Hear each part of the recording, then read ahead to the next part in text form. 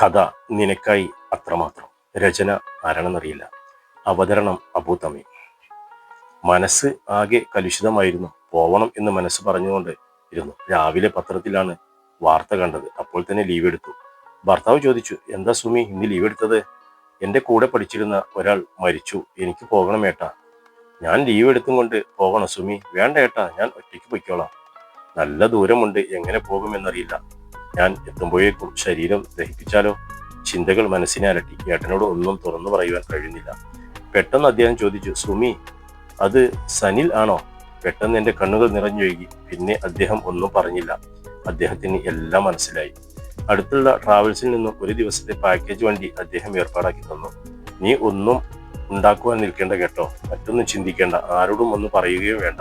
പോകുവാൻ മടിക്കരുത്, നീ പോവണം. അവൻ നിനക്കായി കാത്തിരിക്കുമെന്ന് എനിക്കുറപ്പുണ്ട്. വേഗം യാത്രയാകും. മക്കൾക്കും എനിക്കുമുള്ളത് ഞങ്ങൾ പുറത്തു നിന്നും കഴിച്ചുകൊള്ളാം. ഇന്നൊരു ദിവസം ഈ വീട് ഞാൻ നോക്കിക്കൊള്ളാം. അതായിരുന്നു എൻ്റെ ഏറ്റവും വലിയ ഭാഗ്യം. എല്ലാം അറിഞ്ഞു പെരുമാറുന്ന ഭർത്താവ്. അദ്ദേഹത്തെ വിവാഹം കഴിക്കുവാൻ എനിക്ക് ഒട്ടും ഇഷ്ടമുണ്ടായിരുന്നില്ല. ആദ്യ രാത്രി തന്നെ ഞാൻ സത്യങ്ങൾ തുറന്നു പറഞ്ഞു. കോളേജിലുള്ള ഒരു സീനിയറിനെ ഞാൻ സ്നേഹിച്ചിരുന്നു. അദ്ദേഹം ഹിന്ദുവായിരുന്നതുകൊണ്ട് എൻ്റെ വീട്ടുകാർ സമ്മതിച്ചില്ല. അദ്ദേഹത്തിന്റെ വീട്ടുകാരും അത് അംഗീകരിച്ചില്ല. ഞങ്ങൾ പരസ്പര ധാരണയോടെ പിന്മാറി. പക്ഷേ ഞങ്ങൾ ആരാദ്യം മരിച്ചാലും മറ്റേയാൾ യാത്രയാക്കുവാൻ പോകും. അത് വാക്കുകൾ മുഴിപ്പിക്കുവാൻ ആകാതെ ഞാൻ വിഷമിച്ചു. അദ്ദേഹം അന്നെന്നെ ആശ്വസിപ്പിച്ചു. സാരമില്ല കുട്ടി, പ്രണയം എല്ലാവർക്കും തോന്നും. ജീവിതം ഒന്നേ ഉള്ളൂ. ഇന്നലകളെ നീ മറന്നേക്കൂ. ഇന്ന് നീ എന്റെയാണ്. എന്റെ പ്രണയം നിനക്ക് മാത്രമുള്ളതാണ്. അതുപോലെ നിന്റെ പ്രണയം എനിക്ക് മാത്രം അവകാശപ്പെട്ടതാണ്. ഇനി മുതൽ എന്നെ മനസ്സിലാക്കുവാൻ നീ സമയമെടുത്തോളൂ. ഒന്നിനും ധൃതിയില്ല. പിന്നീട് ഒരിക്കലും ഞാൻ സനിലിനെ പറ്റി ചിന്തിച്ചിട്ടില്ല. അത്രമേൽ അദ്ദേഹം എന്നെ സ്നേഹിച്ചിരുന്നു. സാധാരണ ഓഫീസിലുള്ള യാത്രയിലാണ് പത്രം വായിക്കാറുള്ളത്. ഇന്നെന്തോ രാവിലെ തന്നെ പത്രം നോക്കി. മുന്നിലെ പേജിൽ തന്നെ ഫോട്ടോയും പേരും ഉണ്ടായിരുന്നു. മരണം ഒരു സത്യമാണ്. ഇഷ്ടപ്പെടുന്നവരെ അത് എടുക്കുമ്പോൾ മാത്രമാണ് അതിന്റെ ഭീകരത തിരിച്ചറിയുന്നത്. പിരിയുമ്പോൾ കൊടുത്തിരുന്ന വാക്കാണ്. ആരാദ്യം പോകുന്നുവോ മറ്റേ ആൾ ഈ ലോകത്തിന്റെ ഏത് കോണിൽ ആണെങ്കിലും എത്തിച്ചേരും എന്നുള്ളത്. വാക്ക് പാലിക്കുവാൻ സമയം ആയിരിക്കുന്നു. 3 മണിക്കൂർ യാത്ര ചെയ്താൽ എത്തുന്നാവുന്നേ ഉള്ളൂ. വേഗം ഒരുങ്ങിയിറങ്ങി. അമ്മേ, എല്ലാവരും ചോദിക്കുന്നു ശരീരം എടുക്കാറായില്ലേ എന്ന്.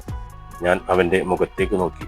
അച്ഛനെ അവൻ ഒത്തിരി സ്നേഹിച്ചിരുന്നു. ഒരു മകനേ ഉള്ളൂ. അവൻ എങ്ങനെ ഈ വേർപിരിയൽ സഹിക്കുമോ എന്തോ. പെട്ടെന്നുള്ള നെഞ്ചുവേദന.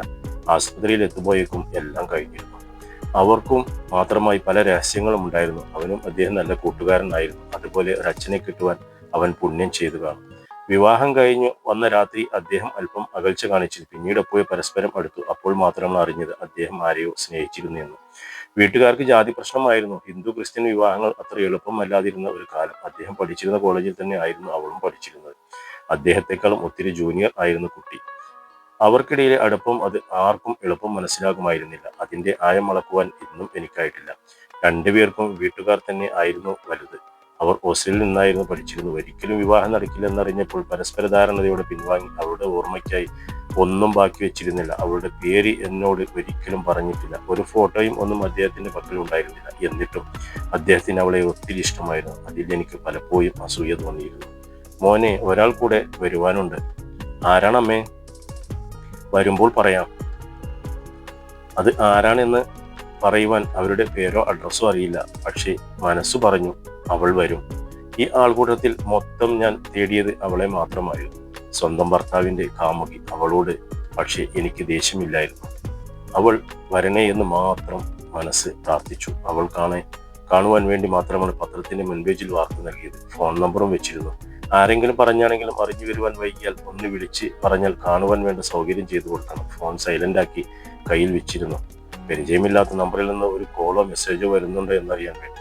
പെട്ടെന്ന് ഞാൻ കണ്ടു. ആട്ടിത്തം തുളുമ്പുന്ന ഒരു സ്ത്രീ വന്നു ഭർത്താവിന്റെ കാലുകളിൽ തൊട്ടു നമസ്കരിച്ചു. മാറി നിൽക്കുന്നു. എനിക്ക് മനസ്സിലായി അത് അവളാണ്. വർഷങ്ങളോളം ഞാൻ കാത്തിരുന്നു അവളെ ഒരു നോക്ക് കാണുവാൻ. അവളുടെ കണ്ണുകൾ നിറഞ്ഞൊഴുകുന്നുണ്ടായിരുന്നു.